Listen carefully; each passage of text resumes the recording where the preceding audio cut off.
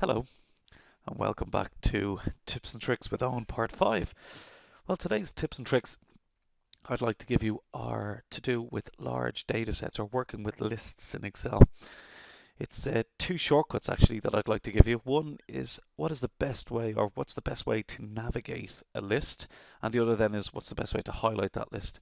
Because quite often you find with people who are using Excel and don't know these shortcuts or tips, quite often find when it comes to navigating, they're either using the scroll bar here on the right, trying to scroll up and down, or left and right, or they're using the roller on the mouse. And obviously, if you're working with lists, that can take a bit of time, especially if you're working with large lists. The particular one I'm using currently isn't that big. You can see here if I kind of jump down, it brings me down to row 800. But in the grand scheme of things, as you probably know, or if you don't, each individual worksheet now in Excel 2010 and 13 and 07 has 1,048,576 rows, and it has 16,356 columns, and it's your XFD. So if you are working with large amounts of data, the last thing you want to be doing is trying to use the scroll bar here on the right, or trying to use the roller on the mouse. So let's get the first tip out of the way, or shortcut, and that is, well, what is the best way to navigate that list? And that is, currently you can see I'm clicked in cell A1, so easiest way to do this, jump down to the very last cell, which in this particular list is E800. All I'm going to do is I'm going to use the arrow keys on my keyboard.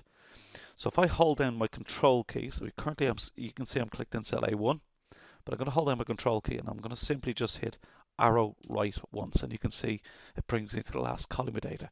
So now if I want to jump down to the last row, I'm going to hold down control again and just use the down arrow. So control on your arrow keys is probably one of the easiest ways to navigate a list. Whether there's 800 rows or 8,000 rows or 800,000 rows, doesn't really matter. So if I want to go back up again, I can either follow the same sequence, or this time I can go kind of control arrow left and arrow up, and you can see brings it back up. But it just makes the whole kind of process of navigating lists that bit easier. The next tip that I'd like to give you then is, well, what about highlighting? So if I'm about to do any formatting or anything like that, well, this one here is going to take the tip that you've just learned, the control and the arrow keys, but combine it with the shift key. So when it comes to highlighting, actually one of the easiest ways to do this is control shift. So holding down control and shift key, and I'm going to do arrow right once, and you can see it brings it across to the last column of data. Arrow down once, still holding down the control shift keys, and you can see it highlights all my data. Now quite often when you ask people how do they highlight, like I said earlier on, most people will tell you they do the old click and drag. But now the click and drag is fine if you're only highlighting a small amount of data, but if you're highlighting a large list, what you quite often find is it flies past where you're trying to highlight, or it's not the easiest way to do it, especially with large lists. Again, when talking to big users of Excel, they might also tell you, well, actually I use the page up and page down, or control home and end keys, and that's all well and good and will work fine for you. But if you've any breaks in that data, I just find, and by breaks I mean kind of missing rows or missing columns, I just find with the control, the shift and the arrow keys, you've just got that little bit more control. Where I'd find it particularly useful, obviously for the highlighting side of things, for maybe formatting purposes, that kind of thing. But I'm going to give you an example here. I'm going to come down to the end of my order amount column here, and if I was to ask you a total of all the order amounts that are in there, most people will tell you, well, I'll come down to the end and I'll go into my formulas tab and I'll hit the auto sum button, and it sums up everything, and you can see it gives me my answer there, 1.2 million. However, the only problem I see with that is, well, every time I'm looking for that answer, I have to keep scrolling down to the end. So what if I wanted the total over to the right hand side here? So now you can see if I go and try and hit the auto sum button, it doesn't know where I'm trying to add up.